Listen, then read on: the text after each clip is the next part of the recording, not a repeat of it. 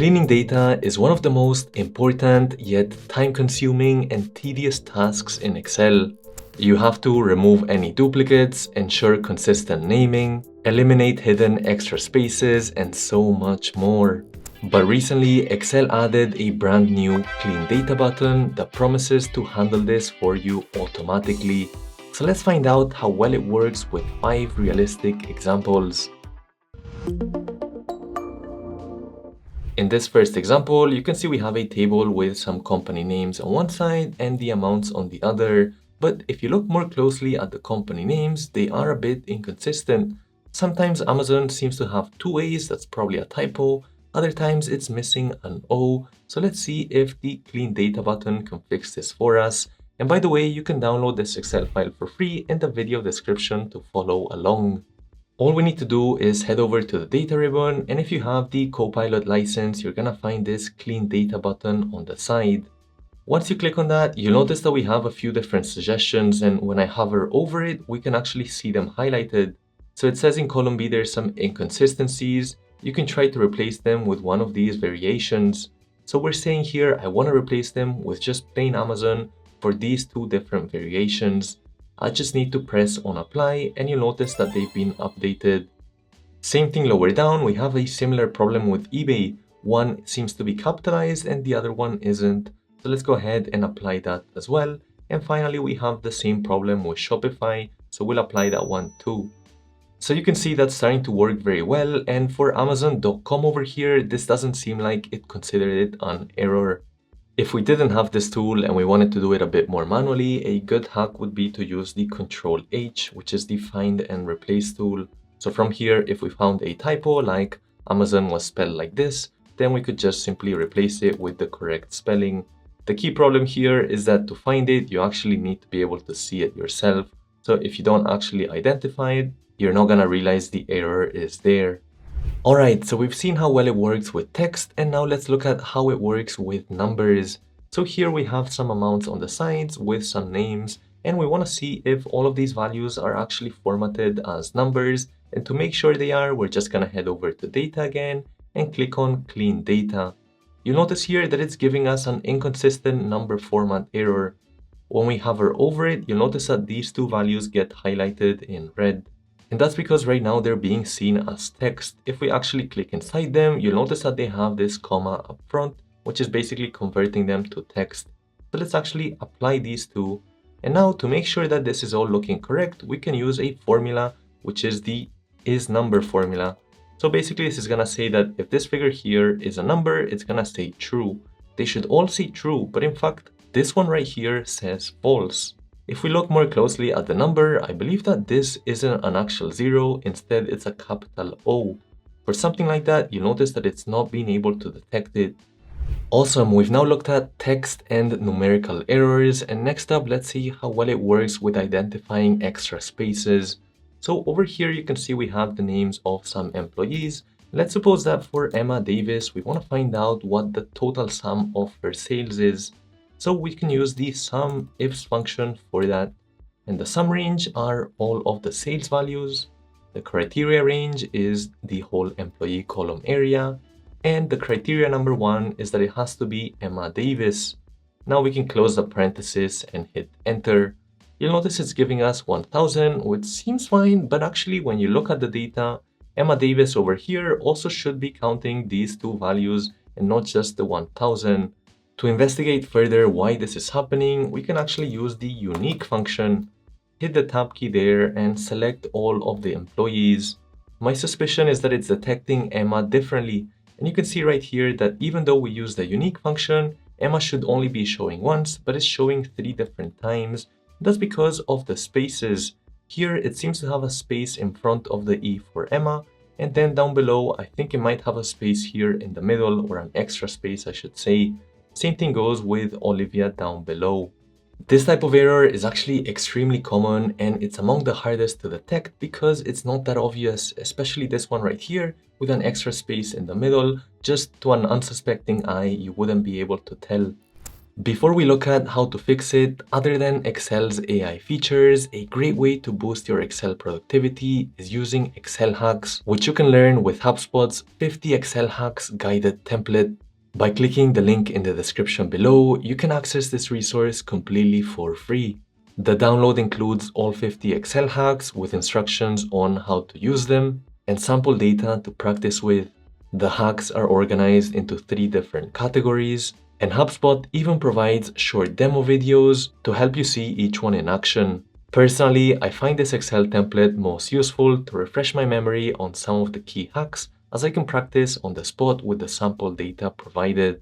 So I recommend visiting the link in the description below to download this completely free 50 Excel hacks guided template from HubSpot to level up your Excel game, and thanks to them for sponsoring this video. We've identified there's a spacing issue, and let's try to fix it with the clean data button right over here. And you'll notice that it's already identified it. When I hover over it, it's finding it both for Emma Davis and for Olivia Chen. Now I'm just gonna press on apply. As soon as we did that, you can see that the Emma Davis figure has updated from 1000 to include these 3 values. The more manual approach to do this traditionally would have been to use the trim function. So let me quickly show you over here. I'm gonna put a few spaces for Emma, and now I'm just gonna type trim, hit the tab key and select this text. What it does is it removes any spaces, whether they're before, in the middle, or after. So right here, if I were to add some more spaces in front, you'll notice that those also don't get accounted for here.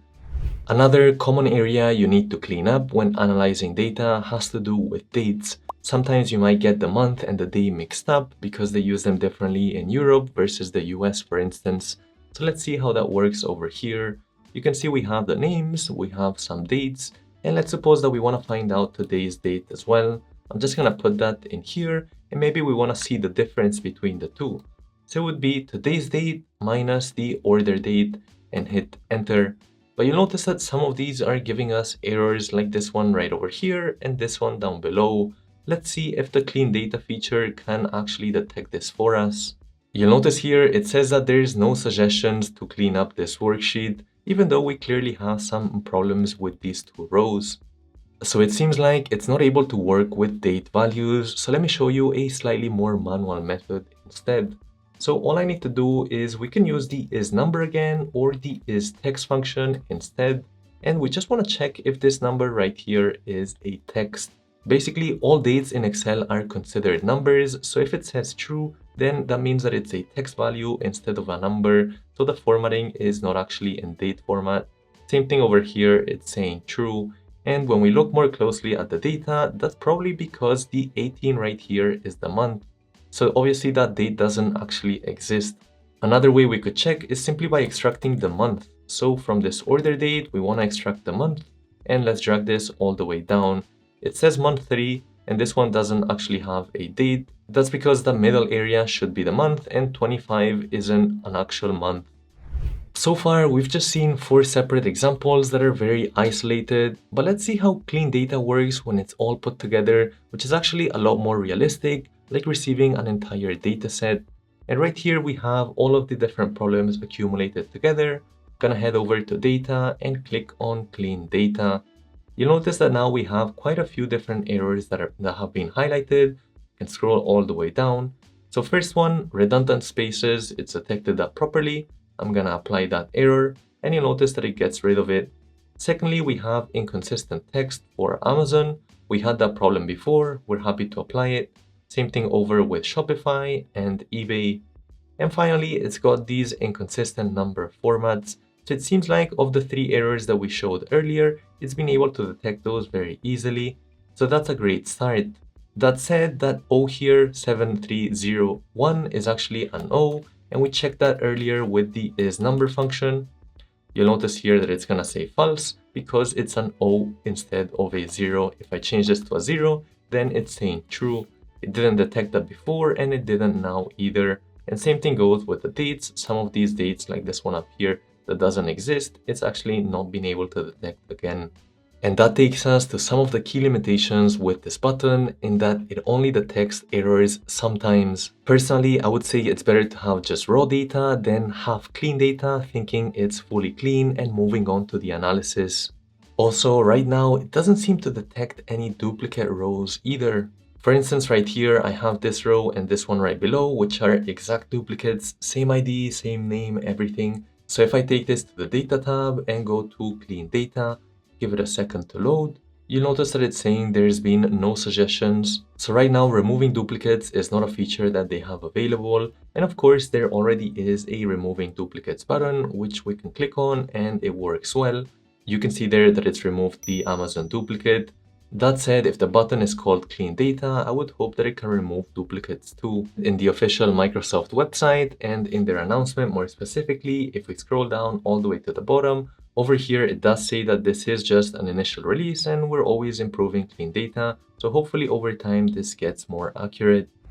While we've just been looking at the Clean Data button, for the other AI features that have been introduced, like Copilot function, as well as the AI agent mode in Excel, we always have this inherent inconsistency. For example, here I have a list of employee comments that I want to score them from 1 to 5, so I can use the Copilot function for that. In quotations, I can say to evaluate these employee comments, select all of the different comments from here, and then in quotations put based on this criteria, and that's going to be the whole score part right up top. Close up parenthesis and hit enter. So you can see that this is very impressive. I can find the sum of these values down on the bottom, just like that. But the problem is that these scores aren't consistent. For example, if I do something as silly as adding or removing a dot like this, you'll notice that the score actually updates to a 35, even though the prompt is exactly the same, and really the employee commentary is almost the same. I just added or removed a period. This can be extremely frustrating, especially if you think you have an answer and maybe you're presenting it to management, and along the way the numbers keep switching on you. For now, I'll probably be sticking to using Power Query for data cleaning as I find that to be the most effective method, and you can learn how to do that with this video over here. And if you found some of the Excel stuff here a bit difficult, like maybe some of the formulas were a bit too fast for you, then I'd recommend you check out our Excel course over here.